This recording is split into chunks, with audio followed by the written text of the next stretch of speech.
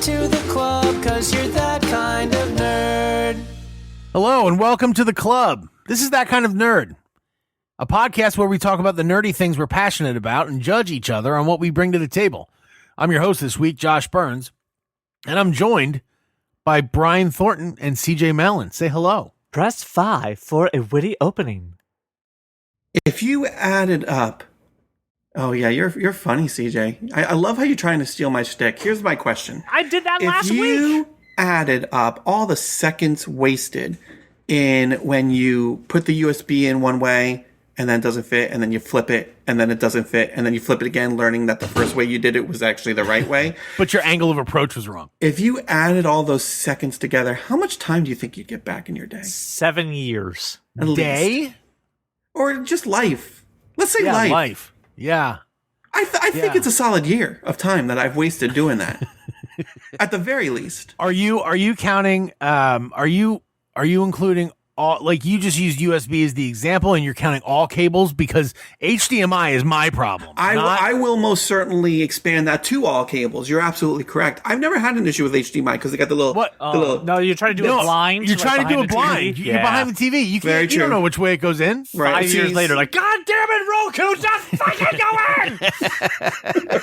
Right? Is Daddy okay? No. If we're expanding this to all cables, I got to go with at least I get 3 years of my life back. Oh, yeah. Yeah, At it's least. a long time. Yeah. That is why I like USB-C, because it's like, I don't care how you fucking do this. Just put it in. Just go ahead. Yeah, just plug me in. Just I'm plug good. me in. Yeah, USB-C is the champ for that. All right, since relaunching the best nerdy podcast on planet Earth, we have a new show format. And that's the thing that I just described, where we give each other points based on cleverness or take away points for stupidity and whatever. Or The give winner at points the end for of the stupidity. show, or give points for I've for gotten stupidity. plenty of points from stupidity. I'm just saying. The winner at the end of the show, because we don't believe that we're all winners. No. The winner at the end of the show will be the host next week. And I know that there's some follow-up before we get into like actual topics. So CJ, if you would. So at the end, or in the course of last week's episode, we talked about Josh trying to amass the digital collection of our collective blockbusters that we have in our homes. I said, the more so, Josh does not have a blockbuster in his home. He has one in his mind. Correct. And he Yeah. needs God, to does be Josh able have to one in his recall that information and have it appear on his TV at any given. I promise will. you, because what was it, like 3 or 4 episodes ago, we went over the mysterious cryptic messages in Blockbuster.com. I think that's what they've been working on this whole Right. time. How do we jack into Josh's brain like the Matrix? And whenever Josh thinks of a movie, it just pops up. More importantly, I should get a notification on my phone that Josh is thinking of a movie so that I may want to watch it So as well. I'm glad you asked it. I'm glad you said that, Brian, because that has become my life since the last time we have recorded to now, right? The last time that we talked about my digital movie library and digitizing things, I think we're in the 400s of movie collections. Is that accurate? It's moving for sure. I'm not sure what the number right is. now the latest library statistic in movies is 625. You're almost halfway through my collection. Now, Yeah. I have that point. figured out the telepathic connection between Josh thinks of a movie and boom, I start getting the digital version rocking and rolling. Okay? I figured it out. So much so that at one point I had to tell my phone, hey, for an hour, just don't talk to me. Please, just don't send me a single notification, because I set up notifications, right? Please, just do your thing. Just don't talk to me for an hour. Then the hour was done. It's like, I got like 6 more. I'm almost done. I'll get right through this. I now am in the process of digitizing 247 additional movies. Listen, I'm not saying that this is a bad thing. I am was just told saying- all of the stuff that you have, I think all we of the scared movies, him, Brian. I think we Yeah. scared him last week. I do think our discussion about streaming and the power the studios have over your digital library kind of scared you into jumping into Because the like, back and 100%. everything yeah, else. oh yeah, we got through to him. I don't know if it's for the better or not. I'm terrified. I'm terrified Yeah. of losing all of these things that I love. I'm like, how what do you mean? No, it's not going to be available. That's not okay. That's not okay. I need Pray for Death. Right. I must have it. My favorite thing was the movies were just too much, right? They were nonstop, right? Because I've automated this process that I literally turned on the kill switch for television shows. I was like, I don't have the bandwidth to handle this. Amass the list, right? Get it ready for me. Cue it up, but don't do anything yet. Josh, that night, Cassandra says to me, "Oh, let's watch a movie." And she had a movie in mind. I will not say what movie it was. And she goes, "Can we watch this?" And I look, it's not available on streaming right away. I know CJ owns it. I know I don't own it. And I reach out to CJ. I say, "Hey, can you back this up real quick and this be next on your list so we can watch it later?" And he had to pause everything because when he's like, "Brian never asked me for anything because he's got 1,500 movies by himself." Yep. Right. This is the one movie he's ever asked me for, and it's going to take like 18 hours. Like, so I paused it. I was like, listen, I stopped everything for Josh. It'll be 20 minutes. Give me 20 minutes. I'll have it up. And I think I held firm to that 20. No, you did. I greatly And then I went appreciate right back to Josh's like 17 days. I'm like, okay, all right, that sounds about right. If I just leave this running 365, by the end of the year, I think we'll have. No, you're assuming that I won't keep the That's queue the thing. You're rolling. just gonna keep at. Just gonna keep Yeah, at it. the queue is going to keep So on going. I figured out the psychic link. So please don't figure out any other ways. Listen. Now, the all right? only thing that could make this better if there was a 18-year-old me that popped up on your phone that you could talk to and get movie recommendations from. Right. Okay. Back in my Blockbuster uniform, which I still have my Blockbuster uniform just for nostalgia's sake. It's like hanging up in my closet somewhere. The old blue polo, and I have a tin of all of my name tags somewhere Oh my around here. goodness. Somewhere around here, I still have all of my Blockbuster name So tags. we get like a Chat GPT thing but it is Brian's digital presence, and you Well, say, I want to watch a movie, and it's just like, well, hold on, what So you want I to was- watch? I We're getting was Sarah known Marshall. at my local Blockbuster for two things. I was known for good recommendations.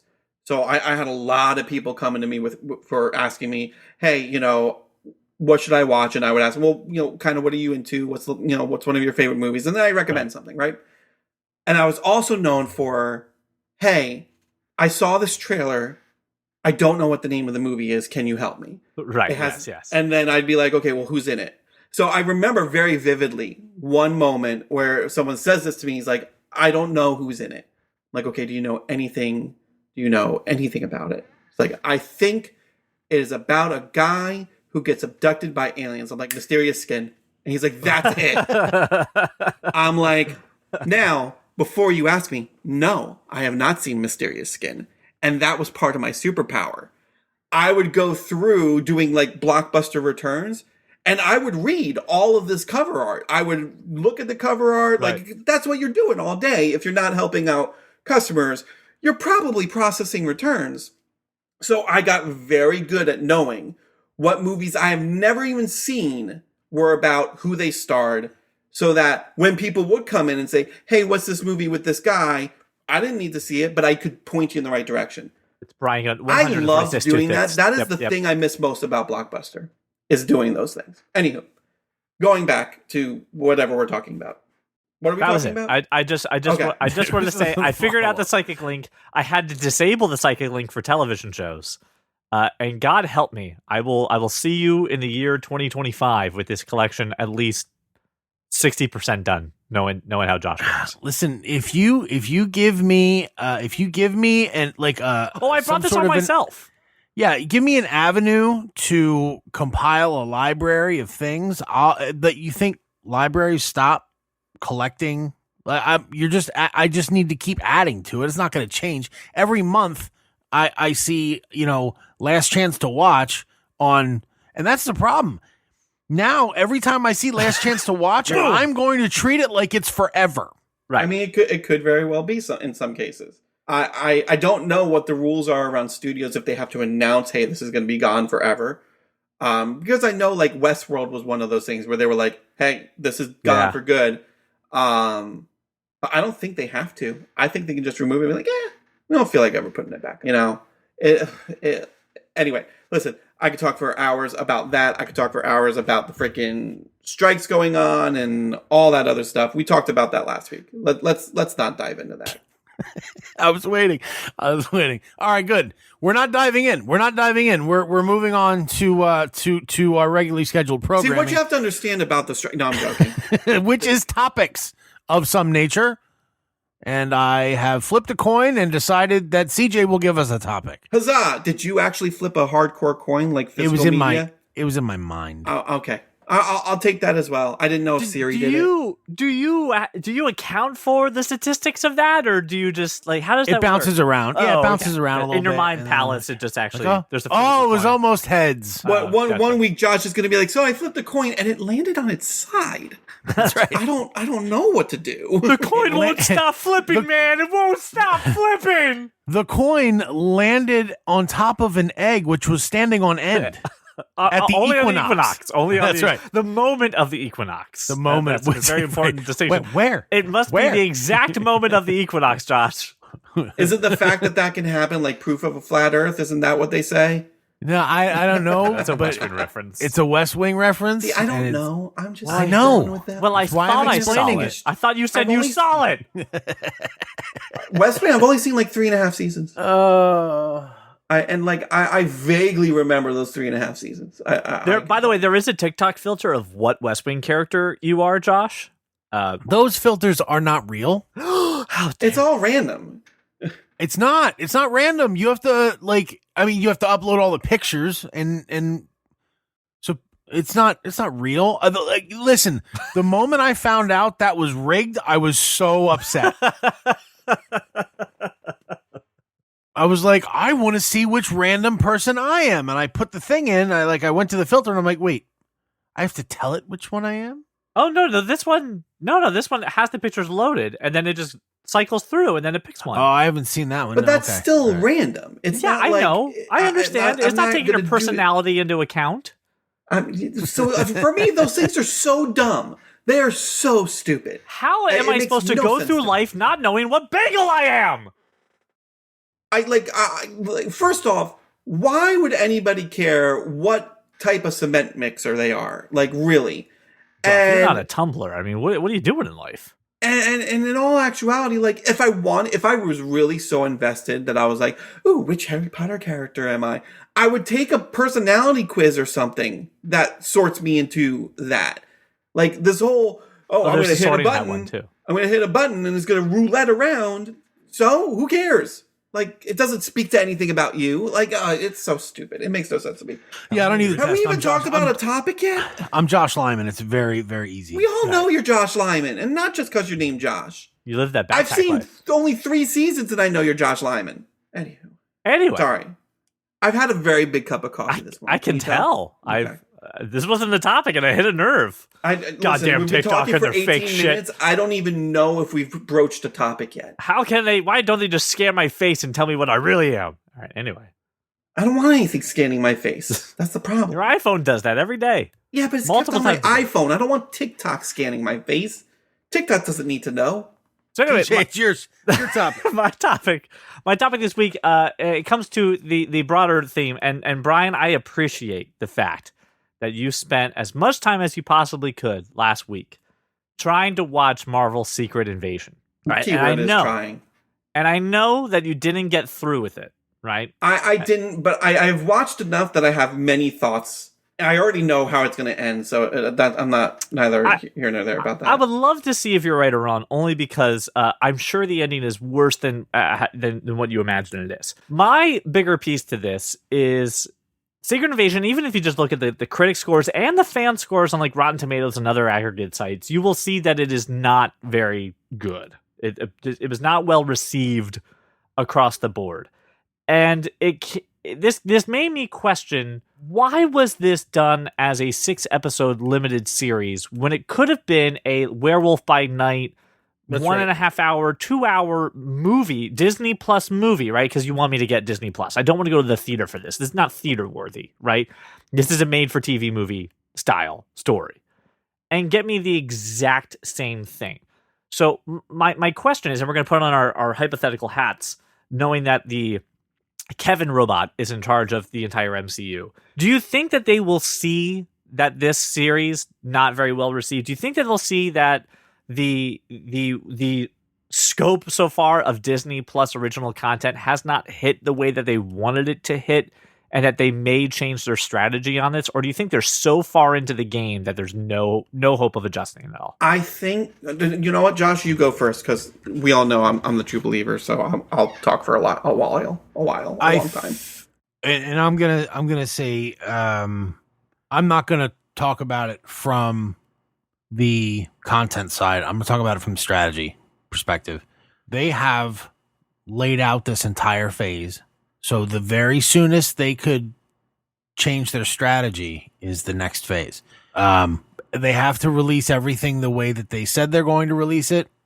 They have to make them exactly the same. Like, if they said it was going to be a show, it's got to be a show. If they said it was going to be a movie, it's got to be a movie. If they said it was going to come out at this time, between these two things, that's when it's got to come out. Because any deviation from that would communicate a too great a lack of confidence, Right. to be like overcome later. So they have to stay the course through phase whatever we're in right now, 5. Stay the course through phase 5, and before they release phase 6, really make sure that they've evaluated all these kind of inputs. I agree and I disagree with that statement. No kidding. No, not in a bad way. Take the middle of the road, right? No. I agree with it, but I do think there is an out for them. I think if they really wanted to change course, right now is actually the opportune time when we have both the writers and actors on strike. And they can say, well, hey, due to the writers and actors on strike, everything's been put on hold. We have to shift around dates as it is. We have to push things back as it is. And as a reason for this shakeup, we're going to change this Disney Plus show to a 2.5-hour special. We're going to change this movie to a Disney Plus exclusive. Like, they can do all of that, and they could just blame the strikes. And no one would bat an eye. I don't think it would show weakness at all. If it weren't for the strikes, Josh, 100% you're absolutely correct. But I think right now might be the opportunity for them. Now, will they? No. I think, as much as in Kevin Feige I trust, I think Hollywood and studios are notorious for taking the wrong lessons away from failures. Yeah. And no, go ahead, Josh. You can't. It's what I don't disagree that. And I hadn't thought about blaming the strikes because I generally don't think about blaming. I think about taking ownership, right? And so You have integrity. Can you imagine that? I have not. I didn't think about that angle. That'd be great. I think that changing any one or two things. I think that changing the formats is dropping an oar in the water and hoping that you move the Freightliner, right? And that's not really how big ships turn. They need rudders and time, right? So, right. So, well, and I agree with you. Regardless of what, if they do change anything, it's going to take time. And let's face it, we had a very lackluster set of movies for the most part. Now, I haven't seen Quantumania or Guardians of the Galaxy 3 yet. Those are next on my list once I'm done with Secret Invasion. Those might be the exception, but I mean, a lot of movies that weren't well received. I think Hollywood in general needs to redefine what a box office success means, because it does not mean the same thing anymore. So you're seeing all of these movies be called flops. I just read that Disney canceled their plans to do a Haunted Mansion sequel. Even though, from what I saw, it was very well received. It just didn't make a crap ton of money because they're looking for those billion-dollar movies. And let's face it, the only billion-dollar movie so far this year is Mario. And I think Barbie might be trending to be a billion-dollar movie. But that is it. Like, the idea that you are going to make $1 billion on every movie isn't just, since 2020, it's not a reality anymore. And so I think that, coupled with the critical and fan backlash of some of these Marvel movies, right? Like, let's face it, we all love Shang-Chi. I don't think it had the huge fan reception that Marvel was expecting it to get. I wouldn't say I love it. I loved it. I thought it was great. But that's my point, right? A lot of these movies, whereas like pre-Avengers Endgame, everything was amazing. You had your outliers, you had Dark World, And you had very divisiveness It around was Iron Man so 3. Some rare people that love Iron Man something 3. wasn't a huge, Right. or even just, well, the fans liked it. At least the fans enjoyed it, right? It was so rare not to get that hit, with the exception of Josh and Ant-Man. Look, this is the first like Marvel property that I've seen that was like the tomato meter and the Flickster score were like identical. Yep, where they're which just like, yep, nobody like this. No, it's middle of the road. Everybody went, like fucking, I do wanna, you were just talking about the blockbusteriness of movies and redefining what is a blockbuster. We talked about this a little bit last week, and so I want to just kind of refer back to that for a minute. We talked about specifically, like, wasn't what you would consider a blockbuster or a big deal much different, right? And we talked about how every Eddie Murphy movie was a big deal. Look Who's Talking to, like, Look Who's Talking, and Look Who's Talking to, and Look Who's Talking Now, all had these big, like, hype train blockbustery type things, and not just in the theater, but then once they hit the blockbuster shelves, right? Yeah. So, like, I agree with you that what we've entered into now is this area where we have shit that is deemed shit and released directly to streaming services, which is not always shit. We have everybody's like, oh yeah, these are fine, great. Maybe they go to the theater for a week or two, maybe they don't.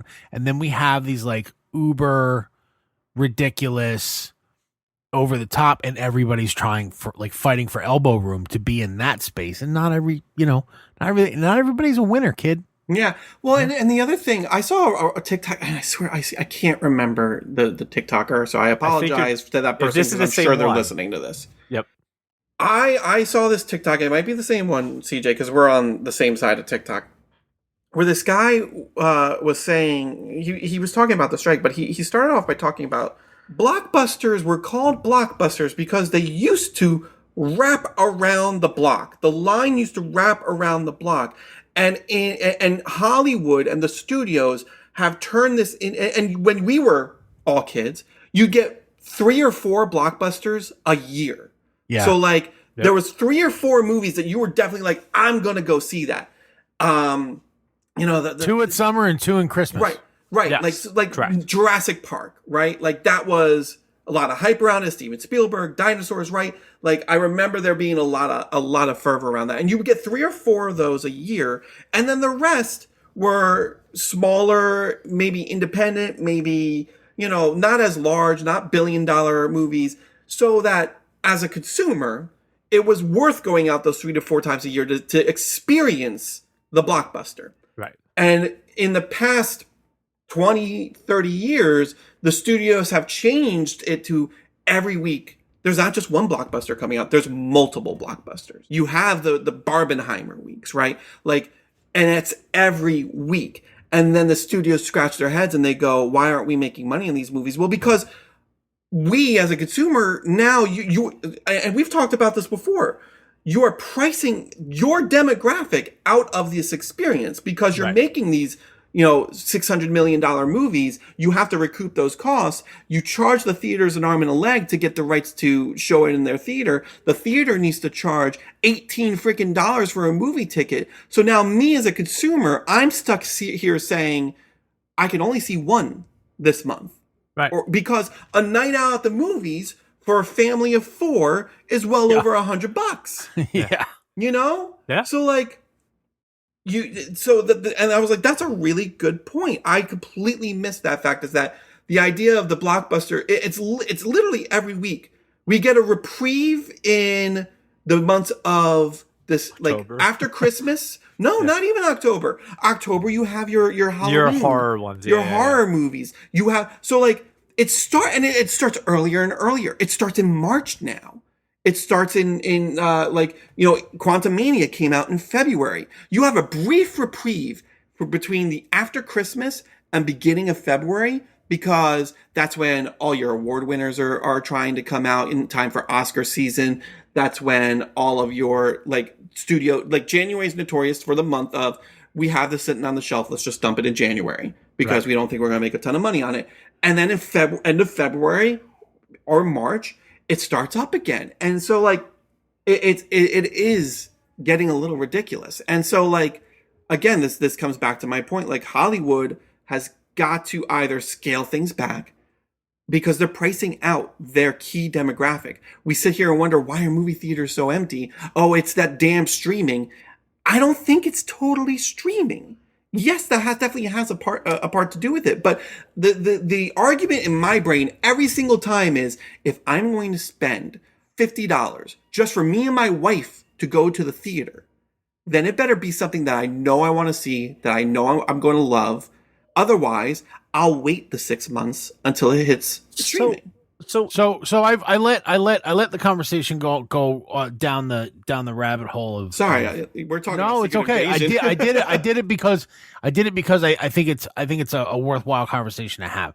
I do want to kind of rein us back in to Secret Invasion and get at the very least some thoughts from CJ as to what was good and what was god awful. There's a scene that this was, and I think I told Brian this offline, right? There is a scene in Secret Invasion that I think encapsulates everything that was wrong with Secret Invasion. It's spoiler alerts. Nick Fury is at his secret ultra site that has the MacGuffin that they're looking for in this episode, and he opens up individual graves, and one grave has his eye patch. One grave has his gun. Another grave has some bullets. Another grave has his trench coat, right? 4 or 5 different graves that he opens to find. It's in a mausoleum, so it's not graves. Mausoleum, right? It opens up to get his wardrobe. Right, to get his wardrobe. And I'm like, you could have put that all in one thing, right? You didn't have to make separate ones for your eye patch, one for your gun, one for the bullets of the gun, one for the trench coat. You didn't need to do that. You could have just put this all in one thing. And that is what's wrong with Secret Invasion. You didn't have to make this 6 episodes. I would have been a little bit more thrilled, not in the sense of my time investment, but I think you could have also cut a lot of fluff out of this thing if you said this has to be 2 hours, it's going to be a Disney Plus special, and you'll get the story, and maybe the story stays the same for the beats, and again, it's not a great story with the beats, but at least I didn't waste 6 weeks, because I did it week by week, trying to stay invested with this. I could do a 2-hour movie and be like, listen, I mean, it wasn't great, but at least it was only 2 hours. This is listen, I'm going to agree with what you're saying. Give you 5 points for that parallel. That was really good. And also say that this, in my brain, this is Star Trek Into Darkness if I cared about Khan's story. Yes. Right. And I don't. Right, I don't care. Yeah, that's a good one. And I don't. And again, the Nick Fury that we leave. So this is the other part too, and this is a larger conversation. And I have, obviously, the only thing that I have seen from the Marvels is 1 or 2 trailers. I you know me, I stay away from trailers. I just try to stay with, am I excited to go see the movie? The moment I am, I'm done. Seeing the Nick Fury at the end of Secret Invasion, I don't know how he goes into the Marvels and continues to do his Nick Fury game. I don't know how I don't think he does. And listen, I don't know how it ends. I haven't watched the last 2 episodes. Here's the thing. I just don't get it. I don't know what this character is. I agree with CJ in terms of, for the story that we got, this did not need to be 6 episodes. I think, and this is the true believer in me, I was reading the comic books when Secret Invasion came out. And Secret Invasion had such a profound impact on the Marvel comic book universe as a whole, because they made it very clear that the Skrulls had been infiltrating Earth and replacing people in power, superheroes, random people who were connected to superheroes for a long time, decades. And it changed the way you thought about people. There were characters who you thought died in 1993, who now in 2007, it turns out they've been a Skrull that whole time. And it caused you to question, anybody was fair game. Anyone. They would show up as a Skrull, and you would how long had they been a Skrull? You didn't know, because the infiltration was happening slowly over time. Right. And this series does not have that effect. It does not have the same gut punch. And spoilers for anybody, I'm far enough that they revealed that Rhodey was a Skrull. And I've also read articles where they're saying, oh, he's been a Skrull since Civil War. Bullshit. That doesn't make any sense in the narrative. Yeah. And in fact, in the text of the series itself, they say, we didn't start doing this until Nick Fury disappeared. And because, and that's the other thing, going to Josh's point, I don't care about your plight, Gravik, because you're throwing a hissy fit because Nick Fury disappeared after being blipped away for a time. And they don't even specify how long he disappeared for. I don't know when this is supposed to take place in the timeline. Because they keep saying you were gone for years. Okay, are we talking about the 5 years of the blip? Are we talking about he was gone for years since he came back from the blip? Right. Has he been up in space for 3 years? Has he been up in space for 3 months? I don't know. But all I know is that one guy got his underwear in a bunch over the fact that Nick Fury went up to space for a while and stopped looking for a home for the Skrulls. And now they're starting to do this. So again, you're telling me that Rhodey has been a Skrull since Civil War. That's BS, because in the text you told me this did not start until after the blip, after Endgame. So that's thing number one. I don't think the show even understands where it is in the timeline, or is reconciling where it is in the timeline to make it make sense. For this to have mattered at all, you needed to be okay with having lasting ramifications on the MCU. And it really seems like Marvel did not want to commit to that. They didn't want to commit to making some very big shakeups on a Disney Plus show, which, to CJ's point, okay, then do it as a movie and do it right, so that, oh, hey, X, Y, and Z person who was at Endgame, they were a Skrull the whole time. This reminds me of when WWF back in the day came to Reading. Right. And I got tickets to go see an exhibition. Right. It's not a televised. It wasn't Raw or anything. Right. It was just WWF. And there was a title shot. Right. They're like, hey, this person's going to compete against a title. And I'm looking at my friend like, we realize that this isn't televised. They're not going to change the Intercontinental title in the middle of Reading, fucking Pennsylvania. Right. Like this isn't going to mean shit. Right. I'm going to watch Raw on Monday and everything's going to be as it was. Status right. This is what this was. Oh, that's exactly Rhodey's a Skrull, right. But if you just watch Rhodey's behavior at all in this show, you're just like, yeah, he's off the, like, he's fucking crazy. Yeah. From episode 2, he's not. Yeah, you're just Rhodey, like, what the fuck is wrong with Rhodey? He's a Skrull. So like when they reveal it in episode 3, I'm like, all right. Oh yeah, I don't know how you didn't see that coming. Yeah. My other problem with not just this show, but prepare yourself. I'm about to say something bad about Marvel. With the way Marvel has handled Nick Fury in general is, I am so sick of seeing Nick Fury get caught with his pants down. Like, yeah, I was waiting for that twist the entire time. Like, Nick Fury's wearing glasses. It's because he can see Skrulls. Nick Fury's got the thing to get the edge up, and then it's like, oh, he doesn't? Oh, well, this is the thing about Nick Fury, and even the Marvel Universe, is like, oh, you're always 3 steps ahead. Oh, you always know what's going on. That's the beauty of Nick Fury. It's like, this guy is so smart, and he's supposed to be the Batman of the MCU. Right. He's so smart. He has all the connections. He can play ball with these superhero things, with these superhero characters. And in the comic book, they do that. They do that very well. In the comic book, in Secret Invasion, Nick Fury had disappeared for like 5 or 6 years, and no one knew where he was. And then, like, all of a sudden, issue number 4 of Secret Invasion, he shows up and he says, I disappeared because I knew this was happening. And I'm here to save the day because I've been preparing for this entire time. And you're like, oh, holy crap, Nick Fury's a badass. And I have yet to see Nick Fury be a badass in the MCU. He walks around with the trench coat. In the Avengers, he's sitting there like kowtowing to the World Council who wants to nuke New York, right? And he's like, oh, no, give me time. He gets caught with his pants down with Loki and freaking Hawkeye taking on the helicarrier, right? And then immediately in Winter Soldier, oh, half of the organization you've been running forever is Hydra, and he didn't know about it. He had no, plans in place. He gets caught off guard there. and then he disappears for a while. And now I come back to Nick Fury, who is now all of a sudden so shook by the blip for reasons, which I don't know if they explain it in 5 or 6, but there's no reason.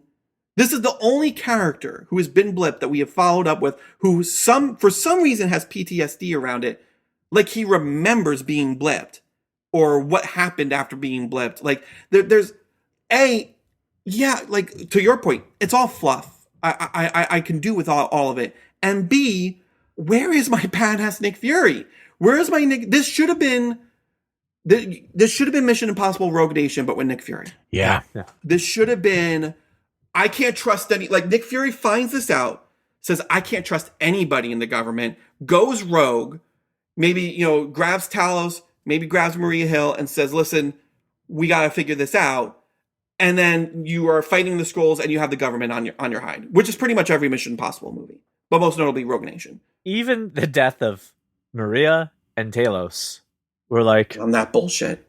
Yeah. What? That was like it? That's another your character scene? who we didn't give any freaking due to. Like, we cast Colby Smulders as Maria Hill, and then collectively she's in a half hour of screen time. She's been she had her fun. Like it's I would like that character. I would like to see more of her. I mean, she was a Skrull. I mean, they did the Spider-Man thing where hey, she's a Skrull too, right? But like unceremoniously killed, and then Talos is making a huge sacrifice, and like nothing. No recognition. Like nothing. And I'm like, this is beyond disappointing to it. And I realized that there's that comic book thing of no body. And then they burned his body. I'm like, oh, well, okay. So he actually is dead. So he's actually gone. And there was no impact to it because it felt so hollow. So if you're gonna kill a character, it should mean something. And hence why I felt like this was that WWF match. Well, that there was no and consequences. This goes back to that point, right? There was no consequences, even the consequences that were, it didn't feel like this is a major deal.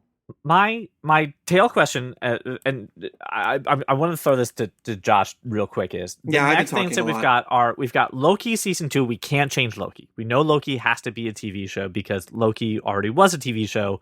You can't change that. So Loki season 2, fine. That's October 6th, right? Yeah, you've got, nothing's October 6th. Nothing's anything until this strike is over.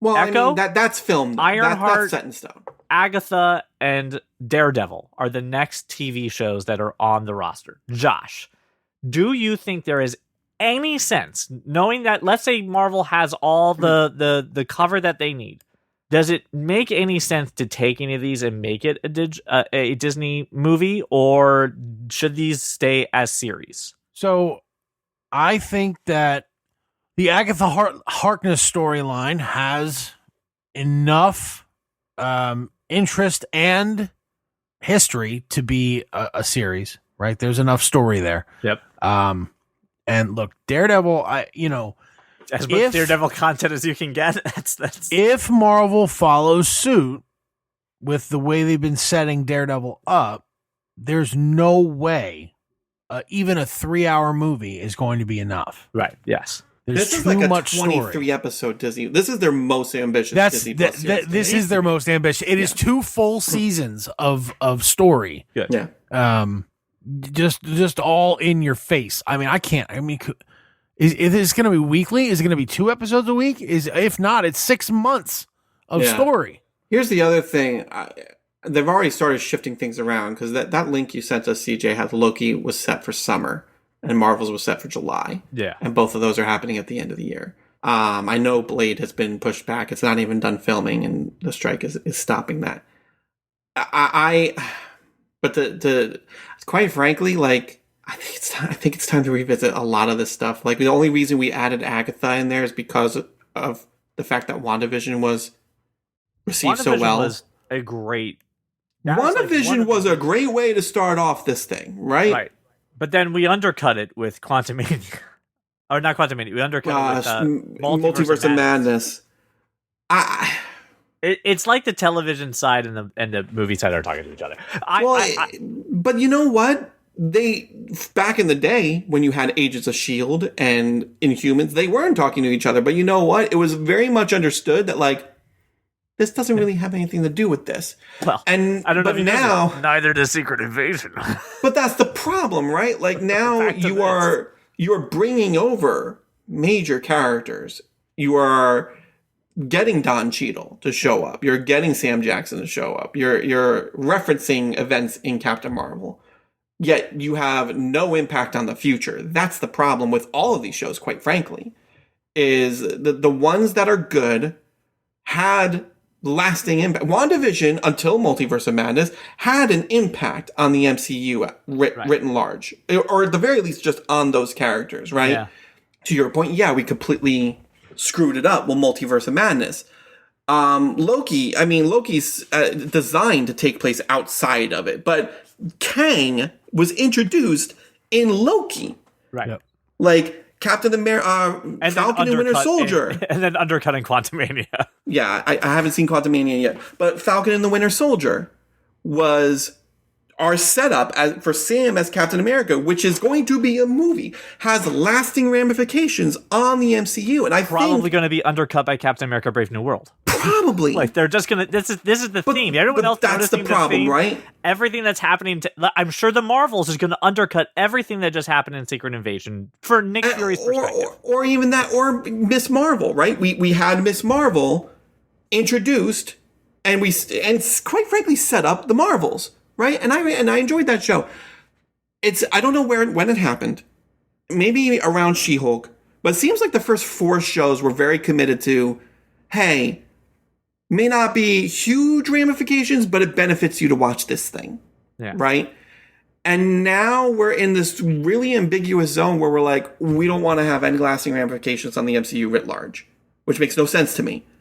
And I don't think, Brian. I don't think it's all right. So from the beginning of this phase, I've been saying the same thing. I don't think this content is, for the most part, worthy of what we've been seeing. And as much as I hate being the guy that's like, I want my Marvel, now what we're seeing is, it's almost like they're afraid to commit too much, because look, there's no way you can hope to replicate the kind of success that happened in the Infinity Saga, because you weren't expecting there to be an Infinity Saga. yeah. Right? You were throwing shit at the wall and seeing what stuck with Iron Man, and now it's just like is a playing to lose, or playing not to lose is not the same as playing to win. Yeah.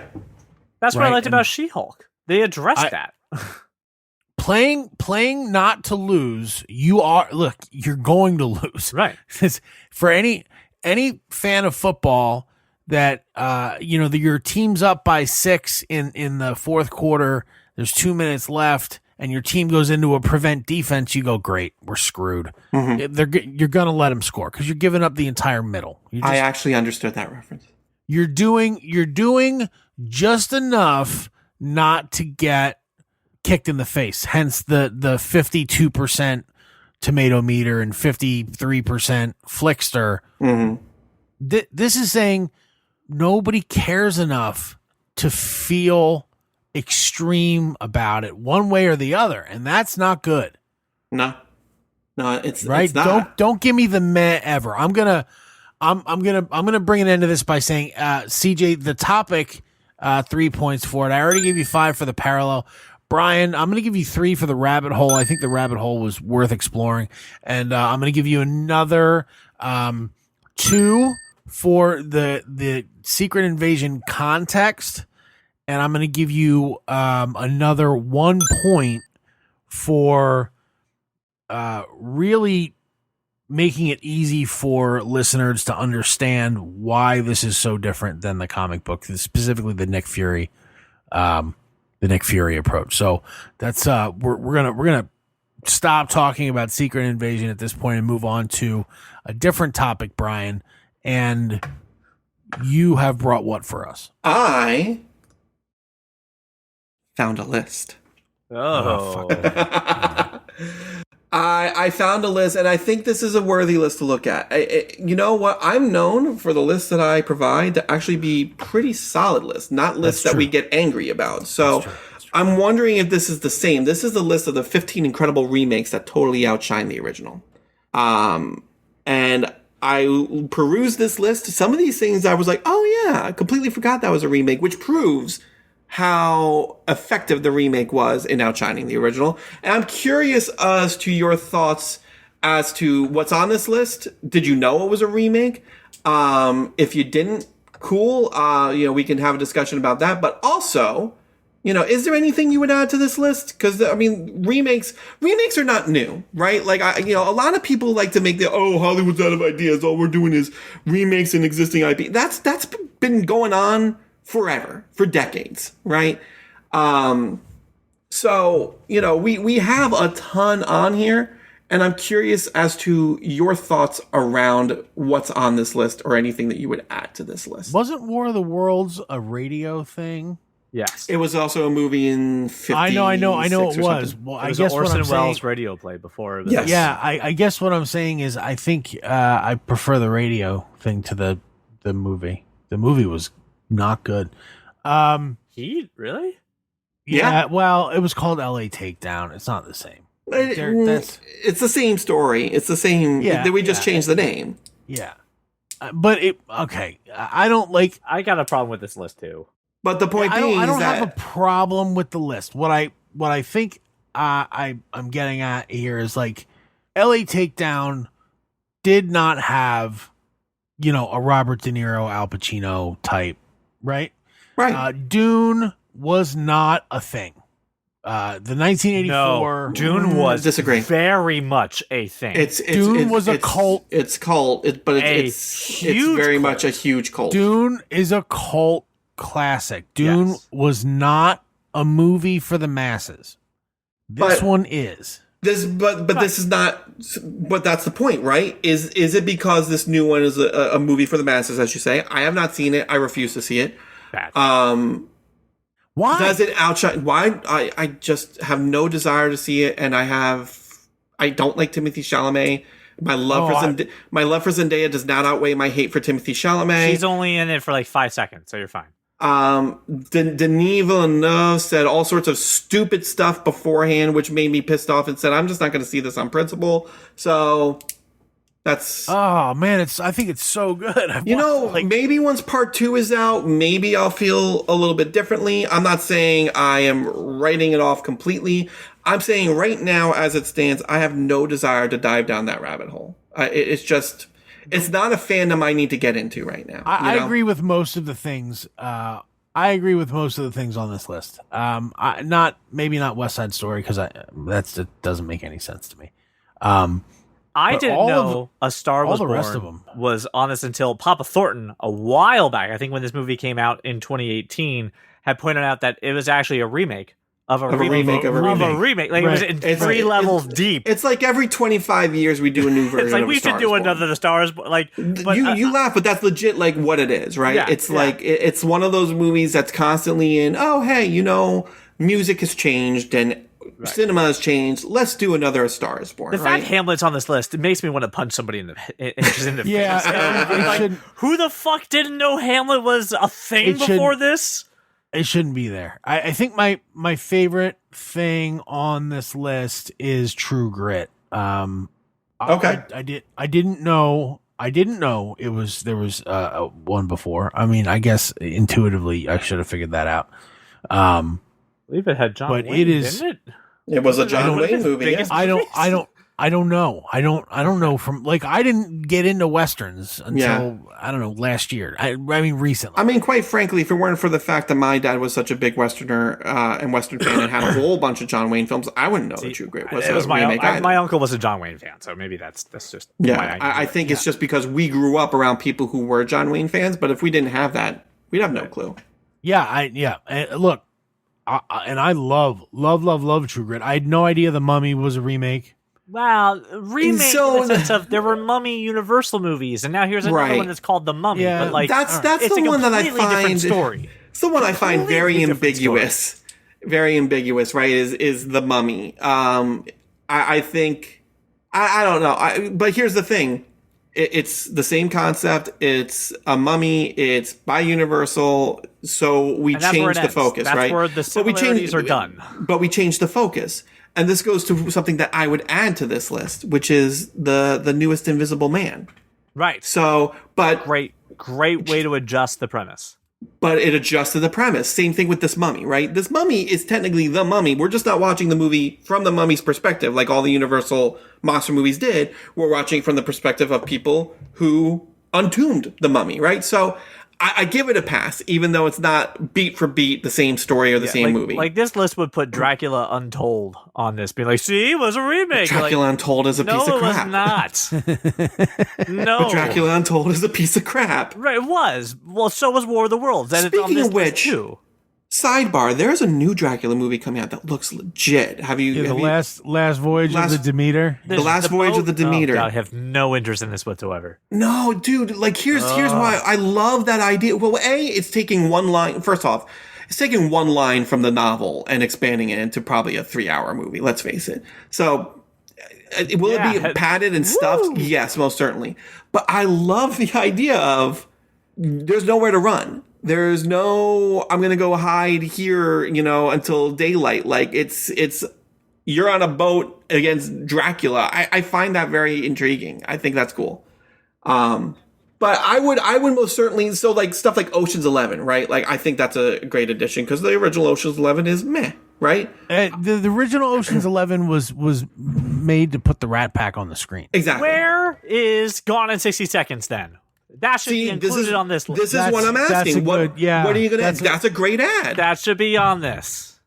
I love that. I love, like I said, I'd add the newest Invisible Man. Incredible remakes that totally outshine the original, and I disagree with that premise, unless Donnie Lowrider, is a dramatic improvement on that list. I just love the original because it is. Listen, the Nick Cage one is the better production value. But you like you're a big Steve McQueen fan, or I liked Bullet and I like Gone in 60 Seconds very much, sir. And as a matter of fact, if you check the movie collection that I've digitized, you will see that I have the sequels to Gone in 60 Seconds from the 60s on there too. So question, CJ, as someone who may or may not have seen the original, because I actually haven't, does The Italian Job end up on this list? Italian Job is huge, and it's a great movie. I love that movie. Ooh. It's a very different version of that movie. Hold on. The problem, again, verbiage on the article, that totally outshines the original, right? If I give verbiage, you no. But the thing is, like, are you sure? Because let's think about it from... Totally outshines? Totally outshines the original. I.e., the way I read that is, we'll take Heat for example. If you asked anybody, is Heat a remake? 9 out of 10 people would have no idea.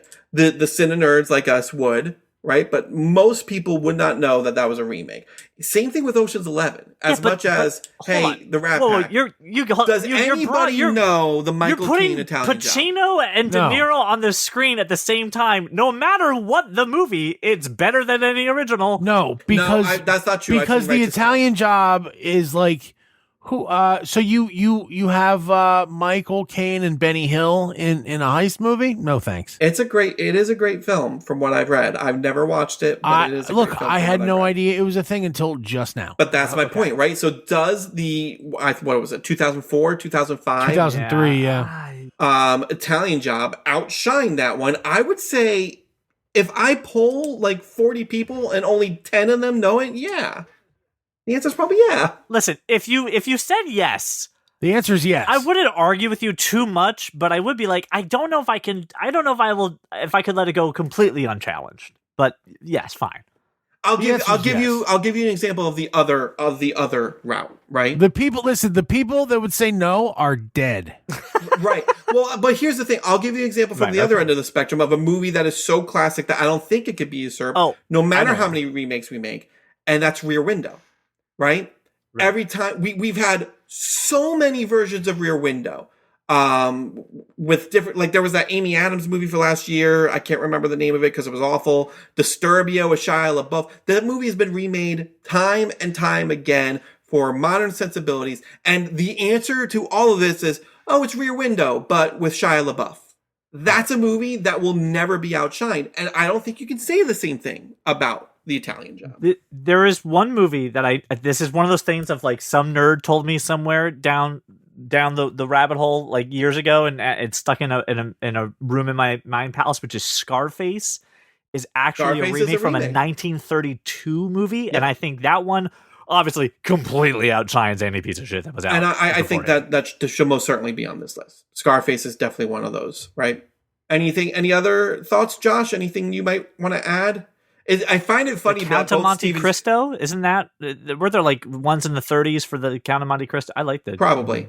I find it funny that you have an issue with both Steven Spielberg movies on this list, by the way. But that's neither here nor It's there. funny. Look, I once you're like for instance, like The Italian Job, right? Mm. I mean, once you crest that generational mark, I don't think you can really compare. Mm. It's too, they're too far apart. I think that in a lot of cases, I had no idea there were originals of or other movies of these movies, but it's because they were made in the 30s to 60s. Right. Hence, The Star is Born. I'm just like, what the fuck? And where's my reference for that? Like, I knew The Star is Born, but only because Chris Christopherson. I was going to say the Barbra Streisand Star is Born was like in the 70s, CJ. I wasn't exposed. So I just like most of these are so far removed that it's unreasonable, right? The not knowing the John Wayne thing, that's on me.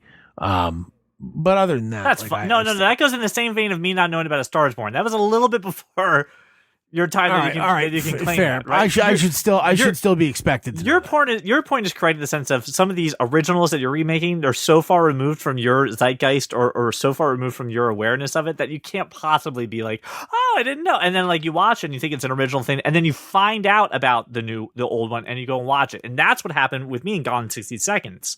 Watching the Nick Cage movie, fell in love with the car, fell in love with the premise. And then my godfather was just like, do you know about do you know about Bullet? And you know about all this shit? And I'm like, oh my God. And that's what I like about stuff like that, where you find out, oh, this is a remake, right? Just like Judge Dredd and Dredd, right? That's another one where just like, listen, they're different movies. They're the same character and they're both, one's a reboot or a remake, but like, they're different movies. Go watch Dredd and then go watch Judge Dredd. They're, and be like, they're okay. very different films. And they're very different films made for very different times. Same thing with like The Secret Life of Walter Mitty, which is, I mean, that's a story that's been told over a couple of times, right? I don't know if I like the new one better. I'm not a big fan of the Ben Stiller Secret Life of Walter Mitty, but it's one of those things that go back and go watch something. And I think that's I'm what going this to add a conserve couple. And I'm going to add a couple to that same vein, right? And to Josh's point of some of this stuff was made in the 30s and 40s, right? But I will add The Mask of Zorro as something that has completely outshined any of the other Zorros that have come up. Yep. To the point where sucked. are you kidding me? You The bite Mask your of tongue, Zorro sir. was a fun movie, It was fun. It Was it light. stupid? It introduced Absolutely. us to It's like any Three Musketeers movies. By the way, ever Three been made. Musketeers. Yeah, I'm That are- adding that the are Disney terrible. Three Musketeers on there. The Disney Yeah. version, specifically. Hell, I'll with even Kiefer take Man in Sutherland, the Charlie Iron Mask, Sheen. right? I'll take Man in the Iron Mask. I hate Man in the Iron Mask. Yeah, it's terrible. That's a I'll fun add. movie. Okay, fine. Maybe Josh. Maybe you won't butt up against this one. I'll add Robin Hood, Prince of Thieves. Oh, okay, Wait, the listen. Kevin Costner version? The Kevin Only- Costner version is only- probably the listen. best. Besides Errol Flynn, is probably the best version of Robin Hood. Unlike Oh other wait, no, Robin Hoods, Fox. I speak The with a Disney British Fox accent. is my favorite version of Robin Hood. But if we're talking live only because all the other versions are such dog shit. And look, Robin Hood Prince of Thieves was not a good movie. The one thing it had going for it was Alan Rickman, Right. who was amazing. and like the soundtrack was misplaced. This is like the most frozen in time. that's a valid. That is very valid criticism on that The movie. soundtrack was incredibly misplaced. It's the Bryan same as the Adams film? Dirty Dancing soundtrack. It's the same thing. Why we have a movie that is set in the 1950s playing Eric Carmen from the 1980s. Yeah, this it's doesn't all make any wrong. sense. It's So all like wrong. That was the thing. No, at that hold on, time, hold on. right? Wait a The minute. movie- Hold that's on. what I'm You saying. just It's busted my frozen bubble in on Dirty time. Dancing? What the fuck? You're right. Are you No! serious? I never thought about it. I just enjoyed it, and now you son of a bitch. Like, You I've broke had the time of my glass. life. That doesn't Oh, belong in that fuck. movie. You're absolutely right. Why was it in there? It's for the wrong fucking decades. It's not even close. Not And here's even so remotely close. so I am I'm Son not of a like bitch. I love Prince of Thieves Hold on, because hold on. What is that? But you're okay with that in The Knight's Tale? Is that okay? Are we okay with The Knight's that's the- Tale? yes, because I think yes, there's a because there is because Please. it's the entire way through. Okay, it's the good. whole No, way through. Solid. But, You're- but right even, there. even Saved more it. Thank you. importantly, Thank right? you. Like A Knight's Tale interweaves the soundtrack into the story from the moment, from jump, right? Like you had the people going bum bum bum to "We Will Rock You." Oh, thank It's God. the whole way through. This Thank is you. just like the droppings, the background. Oh my God! But You were I just going to will make me hate say- movies on principle. I was very concerned for my life. I right will now. Like say- you're gonna go from "Be My Baby" to "She's Like the Wind" by Patrick Swayze. Oh my God! Thank you so much. By the way, 50 points to Josh for the next time I host. Just oh my God! you just saved Wow, me. I'm competing at a deficit for the next time deficit. CJ hosts. Yeah, that's That right. is the worst. 50-point deficit. That's a lot of Joshua. points. That's a lot of man. points for Shattering Glass. Yeah. Oh shit! All right. Yeah, but then you anyway. saved it. But then you saved A Knight's Tale. Do for I me. get any points for the next time you host for bringing up the topic? Yeah, 50 topic's a points. great topic. 50 Robin points Hood for this and Prince of topic. So Thieves. there you go. All right, good. I'm the one who said Robin Hood, Prince of Thieves. But I will say, Josh, as much as you have an issue with that soundtrack, that was a time in like early 90s. Yes, that but was the that's why I'm norm. Still saying doesn't matter. That was the norm. I know, but that's also the reason I dislike The Mask of Zorro, Man in the Iron Mask. Like all of these period pieces from like 1990 to 2000 and early are all kind of the same thing, and they're all not good. I disagree. They're like, oh, with let's you. do a period piece, but let's use somebody popular. Who's popular? Antonio Banderas. And you're like, oh, this is going to suck. So I disagree with you on the principle of Mask of Zorro. I think Mask of Zorro is the exception to that rule. I think it's a lot of fun. I think it knows exactly what it is, and that's neither here nor there. It's been a while, but I don't remember the soundtrack being ultra modernized for that film. Or at least the score, right? I You will know? most certainly give you Robin Hood, Prince of Thieves, even though I love that film. I'll even give you the Disney version of Three Musketeers, because remember that, and it's all for one. Dude, I one fucking for love that song love. by Rod Stewart. So good. It was like Brian Adams, right? Like Brian Adams. they Was made it Brian? like a Wasn't Rod whole- Stewart in there though? Yes, there was like 4 or 5. It should be people in Three there Musketeers just for that coming together stupid for an all for song. one song. Yes. It's a terrible song. Let's It face is it. really bad. Let's make it all fun, all for love. It was all over the radio, but it's a bad song. But I still, here's the difference. I genuinely Such a think good Mask of song. Zorro is a great film.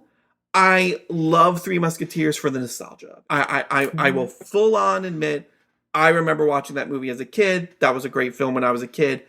If I watched it now, I'd probably feel differently about it. Totally with you, Josh, but disagree with you on Mask of Zorro. So I'm gonna go ahead and say that the big song from Mask of Zorro was "I Want to Spend My Lifetime Loving You" by Mark Anthony. Was it in the movie or was it just on the soundtrack? That's the Yeah, question. I don't know. I don't know the answer to that question Because Like, other examples, I don't remember. right? I don't think it was. The other examples No, were I think it was they're just like the all credit scored, song. yeah. they You know were what I mean? in the movie, right? Like again, 90s to 2000s was the day of we're going to make a soundtrack for the film that has nothing to do with the film. We're Well, just getting no, it's like right? it's almost like yeah, we got these really great songs. Let's make a movie around it.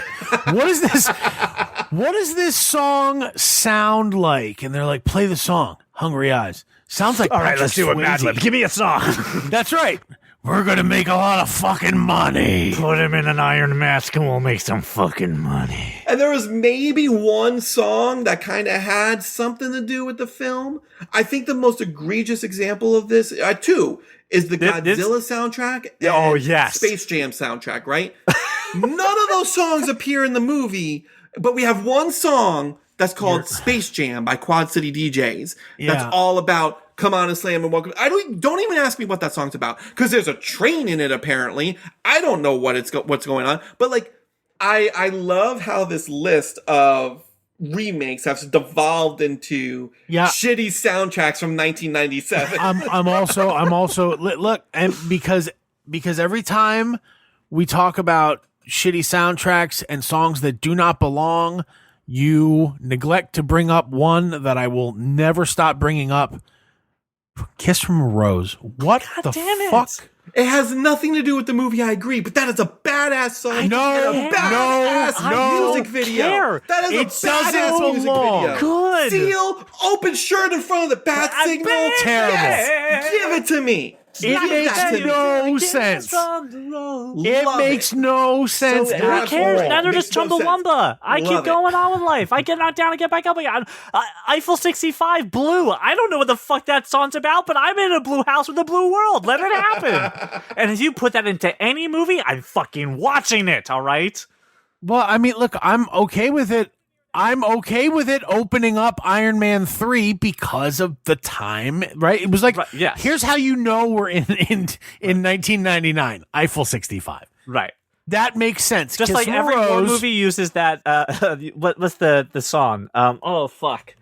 But Give Me Shelter by the Rolling Stones? Yeah, every Vietnam movie is like, do we have Give Me Shelter? We don't have Give Me Shelter? Right. Nah, I don't know. You don't, hey, yeah. If you, do you have Fortunate Son queued up? Because right, if you don't. I just need to know, are we in Vietnam? Can you make that song? Unless we hear Creedence, I'm not sure that we're going to know we're in a war.